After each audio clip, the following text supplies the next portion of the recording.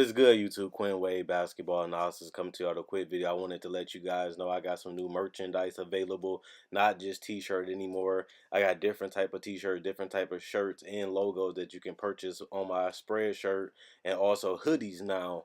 We have expanded and added more to the channel and more merchandise for the brand. Thanks for supporting. It will be in the description and the links will be in the comment section below. Thanks for helping me and supporting the movement. Quinn Wade Basketball Analysis. I'm going to check out the video. Paul George, one of the best scorers in the NBA right now, averaging 28 points a game. That's a career high. You see him getting a mid-range jumper off the dribble. He comes down at the top of the key, can see the whole defense. He gets dribbled, creates the space, gets a quick look at the basket, soft touch inside the basket, which is cash. He's at the top of the key, sees where everybody at, avoids the screen, pull-up jumper. You can't give him that much space. You can't give him that much room. He's feeling himself this year, and he's knocking down anything that's contested or uncontested. You see again, he comes off the screen, didn't fight hard enough, gives him a look at the basket. He jumps up, tosses that in the basket. This is tough, forces him into the double team. He avoids it by a step back and creates some space and throws that into the basket.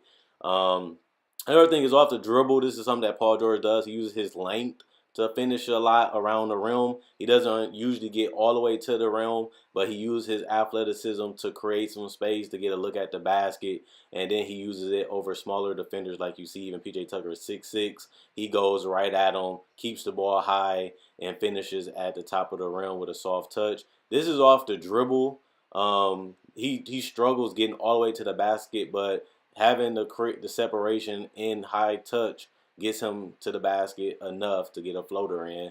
And then you will see it again. He gets the screen, splits the double team, goes all the way to the paint, avoids going all the way to the rim, and uses the floater. And here again, he gets the screen, gets a direct drive to the lane, and uses the floater over a defender so they can't block the shot. That's a good way to protect the ball too, and that's something that he learned if he's not going to get all the way to the rim. You see it again on a lankier, longer defender, creates the space and use the floater to finish by the rim. And then right here, something that he has mastered in his career is the spot up three. He's been doing it so well in OKC, just being so used to playing on and off the ball, and it gives them a different dynamic, having a player that can do either or. And if you don't pay attention to him, he will just torch you from three, which we have been seeing. And he is a guy that get highly confident and can really just kill you if you give him any room. Even if here he gets late, try to contest late, and once Paul George gets it going, he's going to have it going most of the time all night, especially this season. And again, they don't close out hard. They give him a look at the basket, and he hand down, man down, laser vision. And then you see it also right here. The screen is set, creates the space, gets a good look at the basket, and that's all he needs this season. And also, if you look at this play, he has the ball in his hand, so he's playing on the ball. The guy just doesn't respect him enough, and Paul George feels disrespected, gets a look at the basket, has the space, and pulls up with his shooting pocket. As long as he gets that ball in the shooting pocket, like you see, that gather, that's all he needs, because he's going to let that thing fly majority of the time. And he has been knocking down threes at basically his career best. And this is just disgusting. No dribble, no movement, just gets the hesitation. The guy keeps giving him room, and he just pulls up over his head. He also did it to Malcolm Brogdon. That was the clutch basket of that game that sealed it. And you see his defense is still there. He was known as a two-way player later in his career in Indiana, and he's still creating havoc, one of the top steals leaders in the game. And he creates offense that way for himself and his teammates, and he can play as the primary ball handler in transition to create plays, as you will see, allowing his teammates to get easy shots, and including himself, as you see right here with the pull-up three. Now, honestly, I've been watching a lot of games this year. I watched every game this season, and I've been watching a lot of Paul George. As people that follow this channel for a while, I already did an NBA breakdown of Paul George when he was in Indiana. He didn't change his game that drastically. He's just doing it more efficiently. He always been a volume scorer, a guy that was going to take a lot of mid-range, take a lot of step backs and tough, difficult shots. He was compared to Kobe at one point, but I think that doesn't really matter at this point because Kobe was better getting to the rim and he was better in the mid-range, but he wasn't the shooter that Paul George is. He didn't shoot as many threes. He wasn't as efficient from the three-point line as Paul George is. This is his breakout season, coming back from the injury and getting a team that he really gets pushed on. They really rely on him. He taking a career high in shot attempts is basically what I'm saying. And he's shooting 20 shots a game. And basically half of that 20 is threes because he shoot 9.4 threes a game. And he's knocking them down at an above average 40% from three. And he's giving you 28.3 points, which is nowhere. He has had no season close to that. The only season that was close was when he averaged 23 a game. And he blew that out of the water this year. And he's also giving you 7.9 rebounds, which is actually a career high also. And he's also giving you 4 assists a game and a career high 2.3 steals a game. So, I think that was something that was discussed with Sam Presti and Clay Bennett, is that we want to have Paul George get a bigger role. We traded for you to come to OKC to play with Russ and give him some help, and we're going to allow you to get a bigger role. We're going to get rid of Carmelo, and we're going to build around you and Russ and Steven Adams and Andre Robertson whenever he comes back. And I feel like that was a good decision. People didn't understand that he could have went to LA, but you're playing with another all-star. You're playing with a guy that has changed from an offensive person, a aggressive offensive player, to a playmaker now that's really trying to keep his teammates involved and give them good looks. And that's the Russ that we all feel like he should have been. But instead, he really wanted to go out there and show that he can carry a team, which he did, and he won an MVP and multiple scoring titles. So he had proved that, but he was getting put out in the first round playing that style. And this year they got the third seed, which is the highest record that Russ has ever got so far in his career as being a soloist without KD and James Harden. And if they can continue to hold that spot down, which is a huge possibility, they can get out of the first round depending on who they play, because we don't really know who the 6, 7, 8 seed will be until basically the last 3 games of the season. So I can't really tell you who they'll be playing, who's going to stay there, who's going to slide. But it's looking like they have a high chance of getting out of the first round. That's something that Russ hasn't done since he has lost KD. And that's a step in the right direction. That's something that they had to sell to Paul George. You can be better. You can give us more. We need you to be that guy. And he did it, averaging almost a career high all across the board, dependent. And if he isn't in a career high, he's only a couple points away from just passing up his career highs. And I always felt like Paul George was one of the best all-around players. He was a two-way guy, but then he started improving his playmaking, which is 4 assists at this point. His scoring has always been 20 points after a couple seasons since his rookie year, and now he's averaging a career high in 28. So I think at the end of the day, Paul George needed a season like this where they allow him to be on a team this talented, having this type of supporting cast, having this type of push from upper management, and even earning the respect from a guy like Russell Westbrook, who has been phenomenal outside of just scoring the basketball. But it hasn't mattered because Paul George has been great in the fourth quarter and all around. He just been locking everybody up and making everybody's job harder. And he has become their closer. People say Paul George isn't clutch. He's not one of the best clutch players in the league. And this season he has did the opposite. He has took a lot of shots in the fourth quarter, and he has closed a lot of games for the Thunder in less than a minute. And that's something that everybody questioned, and people threw out stats, and he's starting to debunk all those right now. So I think Paul George, I just made a video about him not too long ago. I think that this is fantastic watching him as a guy that supported him. And I feel like Paul George was one of the top 10 players in the league. People called me crazy. People made it seem like he wasn't. And he probably had an argument back then, but now it's for sure. If you feel like he's an all-NBA first or second team player, that means he's one of the top 5, top 10 players in the world. He might not be top 5 just yet, but he's going in the right direction the way his season is going so far this year. And the fact that his defense is back after he broke his leg, he never was the same defender, and it took him some time to get back to being the offensive player that he is right now, which is his best. And it was tough to watch. It was unfortunate, but he bounced back.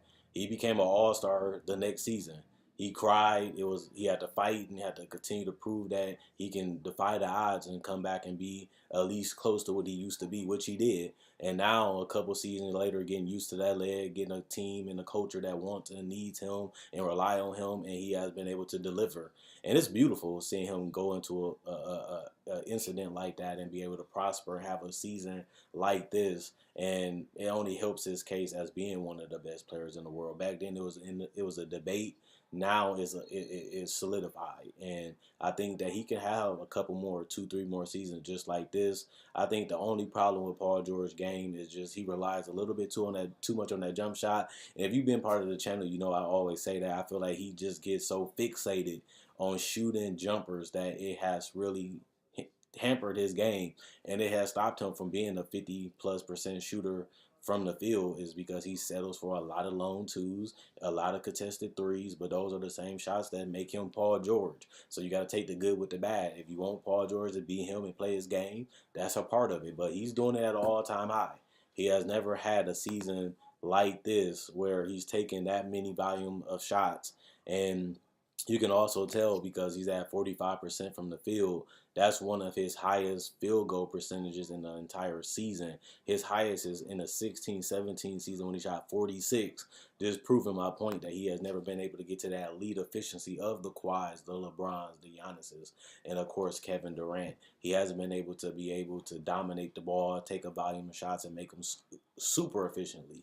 And he might be able to do that one day, but neither was Kobe, the guy they compared him to. He was never able to get to that 50 and above like Michael, Larry, and the guys that I named. You eventually have to show that you're so unstoppable, you're so unguardable, that you're going to make over half of your shots. And that's elite, dominant scoring. And he hasn't got to that point yet, but he has did things he has never done this season. So you have to give him credit for the improvement.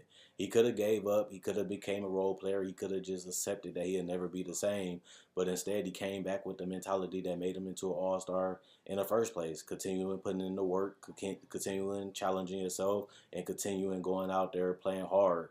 I just feel like it took him a while back to get his offense back, and he was doing that in Indiana. Even in the Toronto series where they lost, he was able to give them 7 assists and 20-plus points on decent efficiency.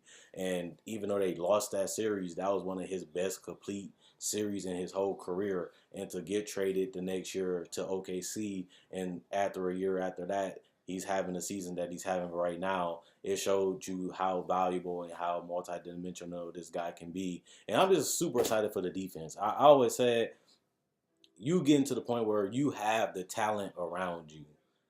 You don't have to really go hard offensively every single game since he's been in the Indiana the last 2 years and 2 years in OKC.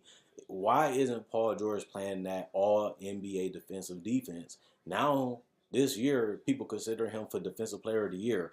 I felt like he could have been doing that for the last couple of years, and that's another thing that I was damaged by. It was like I'm watching Paul George play and say, you have the length, you have the athleticism, you have the height, and you can play multiple and guard multiple positions, and you was already an all NBA defender before. What happened? And to see him get back to the point where people considering him being the best perimeter defender again, and he was at one point, and to see him get back to that level while also having the best career scoring wise, and he's efficient as he has ever been in his career, it's crazy that he has been able to come back from all this drama and all this naysaying to become the player that he is right now.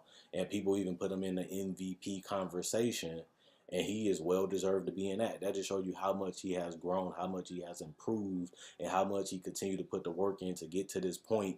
So I will give him credit when it's due. I'm excited for him. I'm excited for what they're going to do. And if they do get far in the playoffs, or even if the Western Conference playoffs is them versus Golden State or whoever, I think that that's going to be something that changes the mind of people and how they think about the Thunder and Paul George, since he did sign that extension to stay with OKC a couple more years after this one. So I think they're going in the right direction. They have the right pieces. They just one piece away. They got Dennis, they got Russell, they got Adams, they got Paul George. They one more piece away. They thought it was Carmelo, but it wasn't.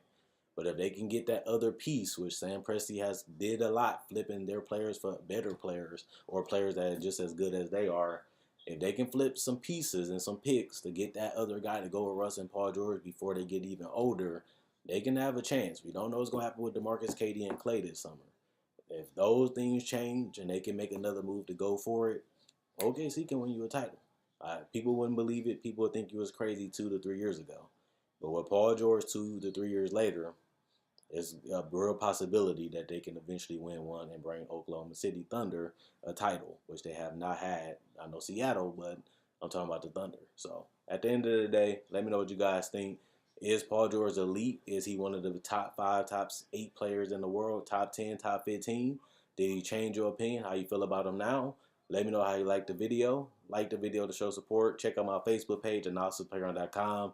Link in the description, comment section below. Check out my website, analysisplayground.com. Link in the description, comment section below. Also, I do breakdowns, tributes, hottest topics, buyouts, summer league, preseason, NBA draft, NBA tributes to the legend. I do it all on my channel, and I love it. And I try to bring you guys a video every single day without missing no days. And if I do, it'll be rare. So thanks for the support. Thanks for liking. Thanks for commenting. Thanks for the energy. Thanks for continuing to buy products and like on Facebook and continuing to watch my videos as they come out. I enjoy making these videos. You guys enjoy watching. That's why I continue to do this. And that's all I really need because I love doing it anyway. You guys make my job more fun. And at the end of the day, let me know. Is Paul George and Russ, can they win a title? Is they one piece away or will they never win the title? Because Russ has declined scoring wise, but he has improved his all around game other than that. And if he can get back to what he used to be offensively and get a little bit more efficiently, maybe they'll click like he changed his whole game this year. Maybe that'll click again next year or this season. And maybe they make a run at that title. Let me know what you guys think about the Thunder.